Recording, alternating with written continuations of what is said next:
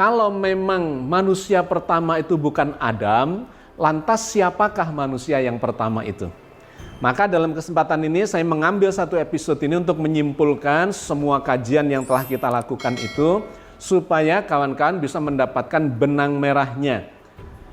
Apa kesimpulan dari kajian yang sangat panjang itu? Selain mempertanyakan siapa manusia pertamanya, lantas muncul juga pertanyaan di dalam forum kita, kalau memang Adam itu muncul secara evolutif menjadi manusia yang menurunkan generasi-generasi sampai sekarang, lantas kemana manusia yang lainnya itu? Manusia purba itu, kenapa sekarang kok tidak ada semuanya?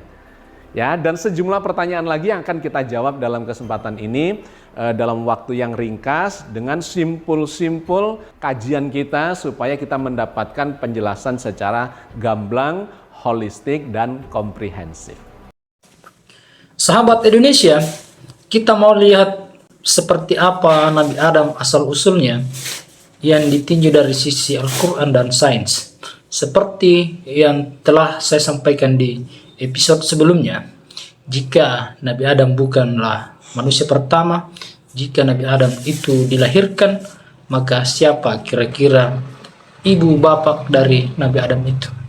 Ini tidak ada maksud sama sekali mau menjelekkan agama lain atau agama saya sendiri, saya Islam. Tapi yang menjelaskan ini adalah orang yang ahli dalam hal Al-Quran, orang yang paham juga sains. Dia adalah Agus Mustafa. Saya pikir bisa dilihat video-video di channelnya untuk menyaksikan seperti apa pandangan beliau tentang Nabi Adam. Mari kita saksikan videonya.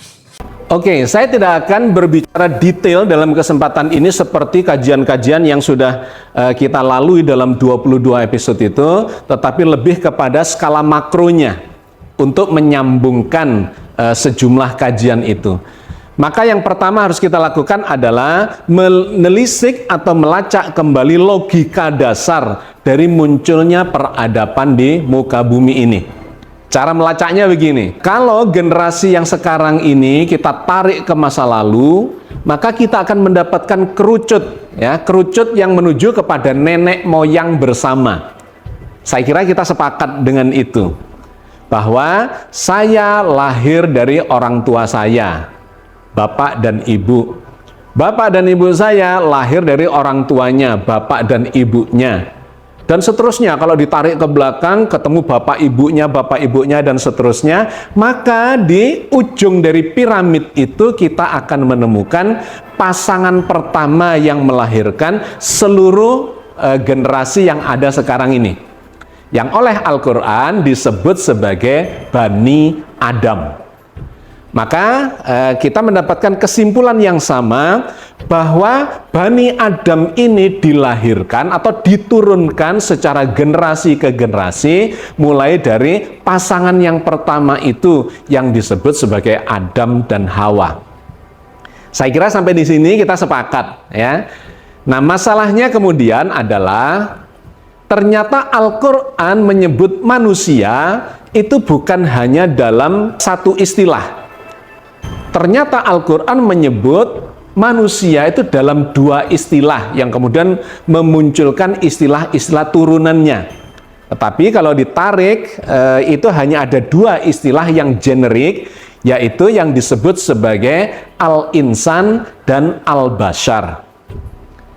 Apa itu Al-Insan dan apa itu Al-Bashar? Kita sudah melakukan kajiannya dan Anda bisa menelisik kembali ini. Al-Quran ketika menyebut Al-Insan, maka Al-Quran menuju kepada manusia yang modern, yang berperadaban. Ya, itu adalah definisi secara umum dari Al-Insan. Ketika Al-Quran bicara tentang Al-Insan, maka dia sedang berbicara tentang manusia yang memiliki peradaban modern. Tetapi ketika Al-Quran menyebut manusia dengan istilah Al-Bashar, maka Al-Quran sedang membicarakan manusia dari sisi penampilan biologisnya, yaitu spesies manusia yang bentuknya seperti kita ini. punya kepala seperti ini, punya badan seperti ini, tangannya 2 bukan 8 atau 1000, kakinya juga seperti ini. Penampilan manusia dari sisi fisiknya itu disebut sebagai al-bashar. Nah, yang menarik adalah Nabi Adam itu disebut sebagai al-bashar yang al-insan. Jadi manusia, spesies manusia yang memiliki peradaban maju, peradaban modern. Karena itu kita sudah membahas ketika Nabi Adam itu mau dilantik sebagai khalifah, maka diuji dulu oleh Allah. Salah satunya adalah tentang kemampuan peradabannya, yaitu ilmu pengetahuannya. Digambarkan oleh Allah, wa 'allama adamal asma'a kullaha summa aradahum 'alal malaikah faqala ambi'uni bi asma'i haula'i in kuntum shadiqin. Allah mengajarkan kepada Nabi Adam itu nama-nama ya yang kemudian mewakili ilmu pengetahuan. Kenapa? Karena waktu itu malaikat meragukan kemampuan Adam sebagai al-insan, sebagai manusia modern yang berperadaban maju. Dikiranya adalah manusia yang belum modern, yaitu yang kemudian disebut oleh Al-Quran sebagai al-bashar. Al-bashar adalah sebutan generik, sebutan umum terhadap spesies manusia, tetapi ada al-bashar yang purba dan ada al-bashar yang modern. Nah, Nabi Adam itu adalah al-bashar yang modern yang kemudian disebut atau dinamakan ya dengan istilah al-insan. Nah, loloslah atau luluslah Nabi Adam dalam ujian itu secara peradaban dan kemudian secara emosional dan secara spiritual. Ya, kita sudah membahas tentang itu. Poin penting yang ingin saya sampaikan adalah Nabi Adam mewakili al-bashar yang modern, yang menurunkan semua manusia modern yang ada di zaman ini, termasuk kita semua. Makanya ini disebut oleh Al-Quran sebagai Bani Adam, keturunan Adam, yaitu al-insan, al-bashar yang modern. Maka kalau kita tarik mengerucut ya ke atas atau ke masa lalu, ketemunya memang kita semua ini adalah keturunan Adam, yaitu al-bashar yang al-insan. Nah, masalahnya kemudian, apakah Adam ini diciptakan langsung dari tanah ya sebagai al-insan, ataukah dia muncul dari al-bashar yang sebelumnya, yaitu manusia yang belum al-insan, alias al-bashar purba. Nah, disinilah kemudian memunculkan kontroversi pendapat. Nah, saya termasuk yang kemudian mengambil kesimpulan berdasarkan kajian saintifiknya maupun kajian dalil-dalil Al-Qur'annya, bahwa Nabi Adam itu sesungguhnya secara garis keturunan kemanusiaannya, fisiknya diambil dari al-bashar, di mana waktu itu al-bashar sudah banyak di seluruh penjuru bumi. Ada di Afrika, ada di Asia, ada di Amerika, ada di seluruh benua di permukaan bumi. Dipenuhi dengan al-bashar purba. Tetapi kemudian Allah memilih salah satu dari al-bashar itu untuk menjadi garis keturunan dari Adam.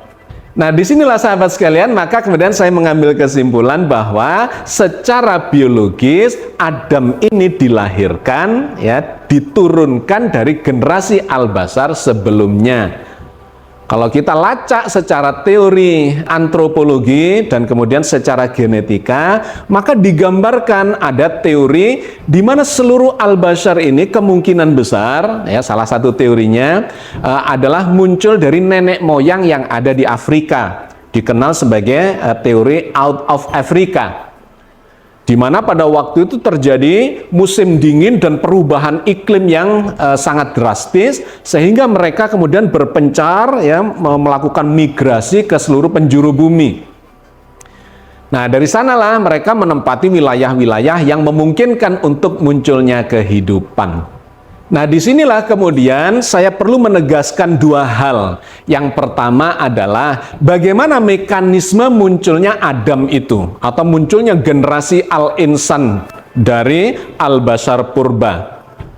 Maka kalau kita lakukan pelacakan dari seluruh kajian yang kita sudah lakukan sesungguhnya, maka kesimpulannya adalah Tuhan menciptakan Adam ini dari jalur al-bashar purba secara mutasi genetik yang kemudian berpengaruh pada kromosomnya dan kemudian berpengaruh pada genomnya, sehingga terjadilah perubahan spesies itu secara sangat frontal yang menyebabkan muncul generasi al-insan dari al-bashar purba, di mana secara biologis diketahui pada kemampuan intelektualitasnya, kemampuan emosionalnya, dan kemampuan spiritualnya. Itu tergambarkan dalam volume otaknya. Sehingga kalau dilihat data-data fosil ya sejarah manusia, maka al-bashar purba itu memiliki volume otak yang lebih kecil dibandingkan al-insan, di mana al-bashar purba itu berkisar ya sekitar 800-900 cc otaknya. Tetapi pada al-bashar modern yang disebut sebagai al-insan sudah memiliki volume otak sekitar 1400-1500 ya. Jadi jauh lompatan kemampuan intelektualitasnya maupun emosionalnya maupun spiritualitasnya. Nah, lantas yang menjadi pertanyaan adalah bagaimana munculnya al-bashar modern ini? Apakah secara evolutif ataukah diciptakan? Nah, dari kajian yang sudah kita lakukan, maka kita memperoleh kesimpulan diciptakan oleh Allah. Diciptakan oleh Allah, tetapi di dalam garis keturunan al-bashar itu. Karena itu Adam juga disebut sebagai al-bashar, tetapi al-bashar yang istimewa, al-bashar yang spesial, berbeda dengan al-bashar yang sebelumnya. Nah, maka sahabat sekalian, kita melihat ini benang merahnya. Nabi Adam atau Adam dan Hawa diciptakan dari al-bashar purba secara mutasi. Apa yang dimutasi? Genetiknya dimutasi, mengubah kromosomnya, mengubah genomnya, di mana kode-kode genetika itu menjadikan al-bashar yang semula purba itu menjadi al-bashar yang modern yang disebut sebagai al-insan. Oke, jadi pada poin ini kita sudah dapat klarifikasi ya bahwa Nabi Adam itu diciptakan oleh Allah secara mutasi genomik. Ya, bukan hanya gennya, tetapi juga kromosomnya dan seluruh kode-kode genetika yang mengubah spesifikasi dari spesies itu sehingga mengalami lompatan kualitas yang sangat besar dibandingkan al-bashar yang sebelumnya. Karena itu, manusia ini, Adam dan Bani Adam disebut sebagai al-bashar yang al-insan. Pertanyaan yang kedua adalah, lantas bagaimana dengan nasibnya al-bashar purba itu? Kenapa sekarang kita tidak menemukan lagi? Nah, itu dijawab oleh penelitian-penelitian dalam bidang antropologi dan paleontologi, bahwa ternyata al-bashar purba itu tidak mampu bertahan terhadap perubahan iklim yang terjadi di planet bumi ini. Kita sudah pernah membahas di episode-episode yang lain bahwa bumi ini mengalami perubahan iklim yang sangat drastis dalam jutaan tahun yang terakhir ini. Nah, itu kemudian menjadikan al-bashar purba yang memang memiliki kecerdasan jauh di bawah al-bashar modern itu tidak mampu bertahan lagi. Perubahan iklim itu menyebabkan perubahan ekosistem. Makanan-makanan ya, rantai makanan itu mengalami perubahan yang drastis dan munculnya berbagai macam penyakit sehingga mereka tidak mampu bertahan dan kemudian punah. Yang bisa bertahan adalah al-bashar yang modern yang sudah memiliki kemampuan, kecerdasan, intelektualitas yang lebih bagus. Secara emosional juga lebih bagus, secara spiritualitas juga lebih bagus, yang disebut sebagai al-insan, yaitu al-bashar istimewa dimulai dari Nabi Adam dan kemudian menurunkan Bani Adam sampai sekarang ini.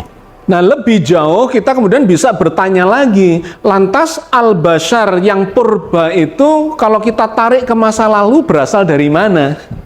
Sama mekanismenya, semua itu diciptakan oleh Allah dengan memilih dari makhluk-makhluk yang sudah ada pada waktu itu. Memang ini tidak terjadi secara alamiah sepenuhnya dalam arti seleksi alam.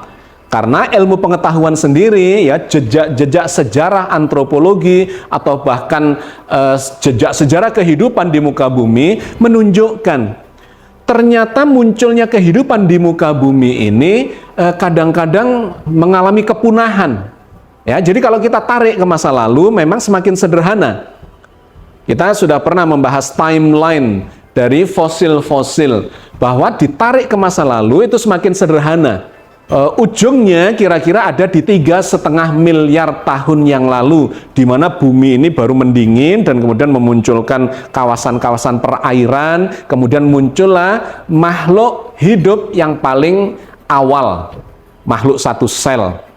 Kemudian muncul beberapa sel, kemudian muncul tumbuh-tumbuhan sederhana di lautan atau di perairan, kemudian muncullah jenis binatang-binatang yang sederhana, semakin kompleks muncul di daratan, dan seterusnya menuju pada kehidupan yang semakin kompleks.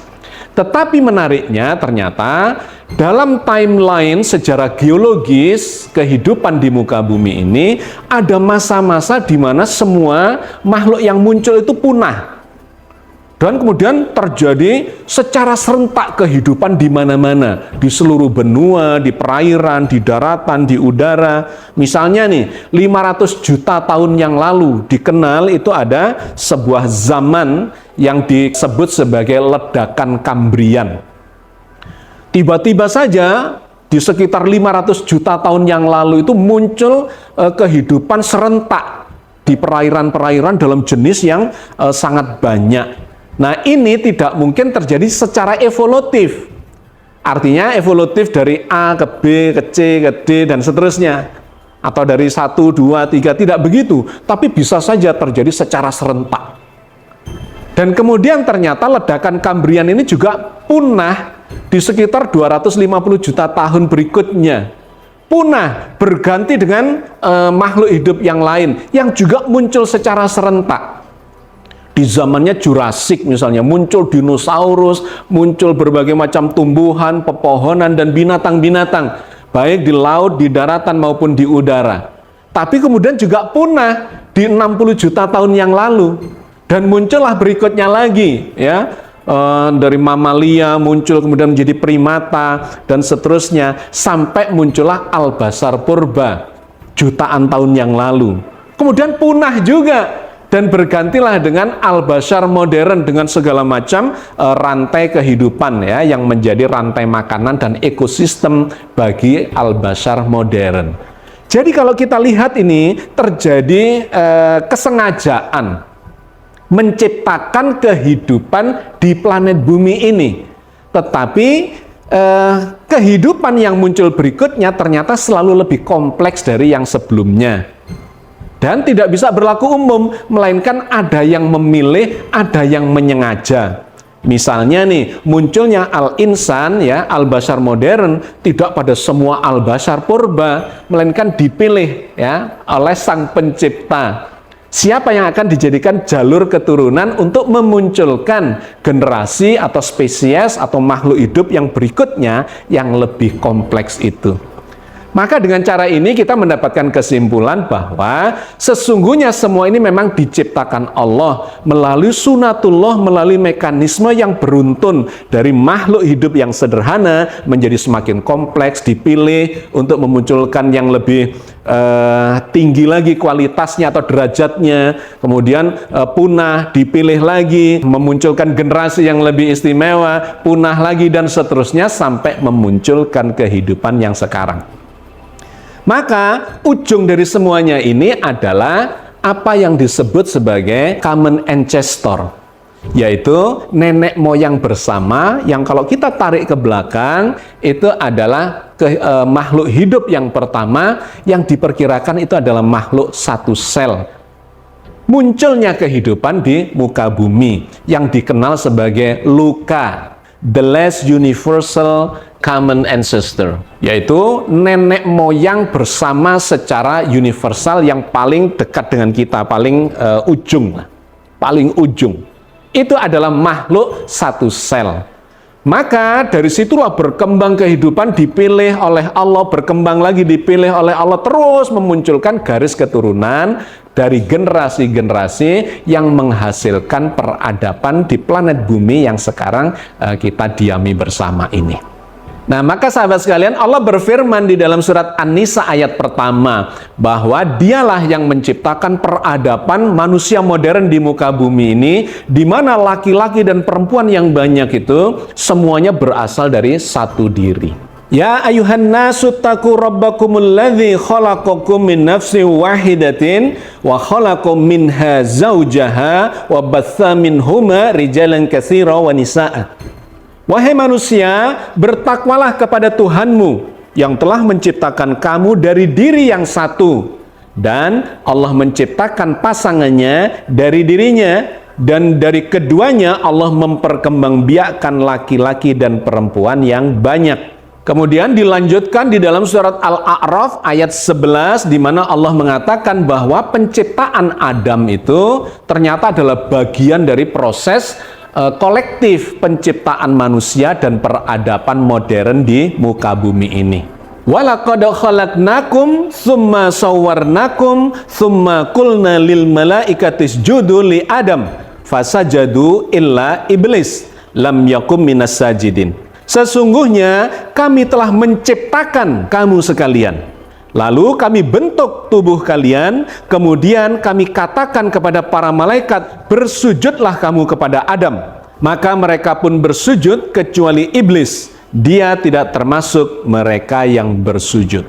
Oke, sahabat sekalian, mudah-mudahan semuanya sudah menjadi jelas, clear ya, gamblang, dan kita mendapatkan benang merahnya. Karena kajiannya yang sangat panjang, yang 22 episode itu dan 23 episode dengan yang kali ini, itu memang barangkali ada yang tidak bisa menyambungkan benang merahnya. Dengan cara ini, maka kita mendapatkan gambarannya secara komprehensif dan holistik.